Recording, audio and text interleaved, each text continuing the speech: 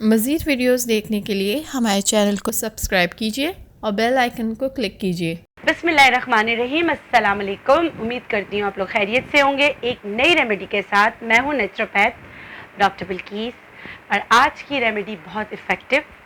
लेकिन ये रेमेडी आपने बहुत जगह देखी होगी, लेकिन बहुत मिस्टेक वाली होती है। मैं किसी को कुछ कहना नहीं चाहती, लेकिन लोग उठा के सिर्फ अपना कि यूट्यूब जो है वो अर्निंग स्टार्ट कर दे तो बातें करते हैं।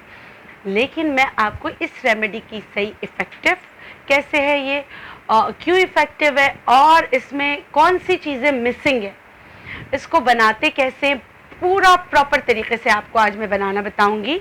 आपने बहुत सुना होगा कि मेथी दाना बाल उगाने में मदद करता है। यही मेथी दाना चेहरे के बालों को ख़त्म करने में भी मदद करता है। पानी में मिलाकर अगर यहाँ लगाया जाए तो बाल ख़त्म होते हैं, और एलोवेरा में इन्फ्यूज़्ड करके सर पे लगाया जाए तो आपके बाल उगाने में, बालों को रोकने में मदद करता है। मगर कैसे, किस तरह, वो आज मैं आपको बताऊंगी। उसके लिए यही एलोवेरा है, एलोवेरा जेल निकालना मैं आपको सिखा चुकी हूँ। ये मैंने एलोवेरा जेल निकाला है, और ये मेथी दाना है। अगर आपको इसमें स्प्राउट करना है तो मेथी दाने को कम रखिएगा। अगर आप चाहते हैं कि भाई हमें स्प्राउटिंग नहीं करना है, इसकी दुम में नहीं निकालना, तो मेरा तरीका ये होता है कि मैं एलोवेरा को इसमें मिक्स कर लेती हूँ इक्वल। ठीक है, जैसे अगर 50 ml अगर एलोवेरा जेल है तो मेरा 50 ग्राम जो है वो मेथी दाना होता है। इसको इसमें मिक्स करके मैं रख लेती हूँ। ठीक है, बिल्कुल पानी नहीं होना चाहिए एलोवेरा जेल में भी, मतलब कि एलोवेरा जेल भी आपका बिल्कुल सही होना चाहिए, वरना इसमें बहुत जल्दी फफूंद लग जाती है। ये मैंने तकरीबन 7 दिन रखा है, देखिए फ्रिज में, तो ये इसकी शक्ल निकल आए। और ये देखिए मैं आपको इसमें डाल के बताऊंगी कि किस तरह हो जाता है। देखिए ये यही था, और इस तरह ये इसकी शक्ल निकल आए। बहुत मुश्किल से ये निकलता है, बिल्कुल रबड़ की तरह जम जाता है। ये हमने आपके लिए रखा था ताकि आपको बता सके। अगर देखिए ये जेल है, सही है, और ये इसमें स्प्राउट हुआ, और इसमें थोड़ी सी स्मेल भी आ जाती है जो इसकी अपनी एलोवेरा की और इसकी होती है, खासकर मेथी की जो है स्मेल आ जाती है।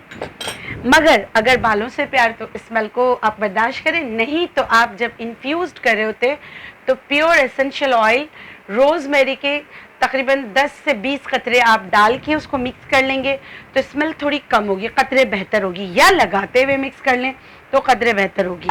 ठीक है, इसको मैं ब्लेंड करके आपको बता दूँ। अच्छा देखिए ये ब्लेंड नहीं हो रहा, तो मैं थोड़ा सा इसमें एलोवेरा जेल जो है, मैं चाहती हूँ ये 1 गो में आप लोग देखें ताकि आपको पता, इसका रिजल्ट का पता चले। कट मत करना, इसको एज इट इज़ करना ताकि लोगों को सही रिजल्ट के साथ आपको चीज़ मिले। ठीक है, ये जो प्योर जेल है ये डालना है। अच्छा, कभी भी ये वाला पार्ट नहीं डालना, ये वाला पार्ट अगर डालेंगे तो आपका जो है रिजल्ट सही नहीं आएगा, मतलब कि फिर आपको फ़ायदा नहीं होगा, और ये बालों में खारिश भी कर देगा। ठीक है, ये भी चले, आपको पता चल गया। सही है, ये एलोवेरा जेल मैं इसमें डाल रही हूँ ताकि ये अच्छी तरीके से पीस जाए।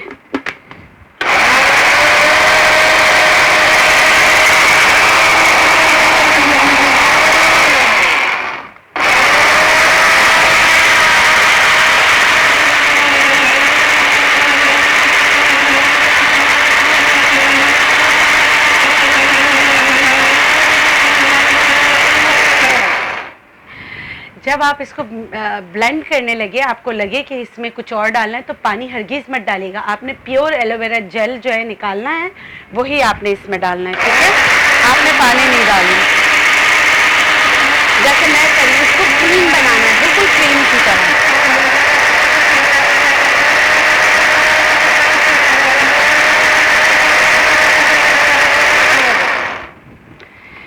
ये निकल आई इसकी शक्ल, ये देखें अब भी कितना गाढ़ा है, निकल नहीं पा रहा है। ये देखें, ये है मेथी और एलोवेरा का पेस्ट जो आपके बालों को रीग्रो करने में आपकी मदद करेगा। मगर इसमें एक और चीज़, कहानी में थोड़ी सी ट्विस्ट है, क्योंकि ये दोनों के अलावा इसमें एक और चीज़ डलती है जो आपके बाल उगाने में मदद करती है। वो मैं आपको बताती हूँ। सिर्फ आपको ये इसकी शक्ल दिखा दूँ कि हमने तकरीबन 7 दिन से ज़्यादा इसको इन्फ्यूज़्ड किया था, जब भी जाके इसकी ये शक्ल आई है। सही है, और हुज़ैफा की वजह से ब्लेंडर मेरा साथ नहीं दे रहा, ठीक है, तो वरना ये और क्रीमी हो जाता। ये शक्ल आई और हमने इसमें एलोवेरा जेल और डाला। अब इसको लगाने का तरीका मैं आपको बताऊंगी कैसे लगाना है। ये हमने लिया, क्या लिया हमने, मेथी इन्फ्यूज़ किया हुआ एलोवेरा जेल में, ये लेंगे हम 1 चम्मच। अब इसमें जो चीज़ डलेगी जो आपके बालों के लिए अच्छा है, आपके बालों के पोर्स को खोलेगा, अंदर से सारे बाल उगाने में मदद करेगा, वो क्या है, वो है माश की दाल। माश की दाल हम लेंगे 1/2 टीस्पून। आपको पता है ना माश की दाल भी बाल उगाने में मदद करता है। ये अब ये जो पेस्ट है ये इसमें मिलेगा तो फिर ये दवा बन जाएगी। इन तीनों का कॉम्बिनेशन मिक्स होकर आपके हेयर रूट्स की नरिशमेंट के लिए होगा, आपके हेयर रूट्स को सही करेगा, आपके बालों को रीग्रो करने में हेल्प करेगा, आपके बालों को गिरने से रोकेगा, आपके नए बाल उगाएगा, आपके बाल अगर पतले हैं तो उसको मोटा करेगा। ठीक है, ये बन गई हमारी क्रीम। अब इस क्रीम को लेके जिस तरह हम डाई लगाते हैं बालों में, पार्टीशन कर करके हम डाई लगाते हैं, या वो लोग जिनके बिल्कुल बाल नहीं है वो बाल उगाना चाहते हैं तो इसको क्लॉकवाइज एंटी क्लॉकवाइज पूरा लगाएं, या पार्टीशन करके पूरा सर की जड़ों में अच्छी तरह लगाएं। उसके बाद आपने टॉवल बांध देना है। 1 घंटे के बाद आप थोड़ा सा सिरका, थोड़ा सा चीनी, जैसे मैं अपने शैम्पू में मिलाने के लिए कहती हूँ, थोड़ा सा सिरका और चीनी लिया, आप कोई भी शैम्पू अपना ले रहे हो या हमारा शैम्पू यूज़ कर रहे हो तो उसमें मिक्स करके पहले बालों को सादे पानी से धोएं। सादे पानी से धोने के बाद माइल्ड शैम्पू कर लें और आप देखें आपने ये पहले आपने रोज़ाना करना है, पहले दिन, दूसरे दिन, तीसरे दिन, 3 दिन आपने करना है। फिर अगर आप चाहें तो 1 दिन छोड़, 2 दिन छोड़। जिनके बाल हैं और गिर रहे हैं तो वो 3 दिन तक करें। जिनके बिल्कुल भी बाल नहीं है तो वो रोज़ाना भी इस तरह लगा सकते हैं। ये है सही रेमेडी, सही तरीके से बनी हुई, सही तरीके से आपको बनाया हुआ, सही तरीके से बताया हुआ। ऐसा नहीं कि मैं बोलूं तो एलोवेरा और मेथी और आपको दिखा दूं बेसन पीस कर, जो बहुत गलत है। अपने प्रोफेशन के साथ भी गलत नहीं करना चाहिए, लोगों के साथ भी गलत नहीं करना चाहिए। ये इसकी असल शक्ल है। एक और चीज़ जाते जाते मैं आपको बताना चाह रही हूँ, जो हमने लौंग का किया था, हमने पोटली बना के जो डाली थी, अब मैं इसको स्मेल कर सकती हूँ। मुझे ऐसा लग रहा है क्योंकि मैं खुद चित्राल की हूँ तो मुझे ऐसा लग रहा है जैसे मैं, जब हमारा एप्पल फ्लावरिंग पे आ जाता है, जब सेब फूलों पे आ जाता है, उसमें समझ लें कि हमने लौंग मिक्स कर लिया। ये देखिए इसकी अंदर से ऐसी शक्ल निकल आती है। ये कितना बड़ा सा एप्पल था, देखिए ये बन गया। अब इन लौंग को हम क्या करेंगे, जो आपको मैंने बताया था, इन लोगों को निकाल लेंगे। इसमें से क्या हुआ है, ये लौंगे किसमें इन्फ्यूज्ड हो गई हैं, ये एप्पल जूस में इन्फ्यूज्ड हो गई है। मैंने आपको कहा था कोई भी मैं प्रोग्राम करूंगी आपको बताऊंगी कि ये किस तरह करते हैं। मुझे इसमें सिर्फ एक एहतियात करनी है कि इसमें सेब के बीज ना आ जाए।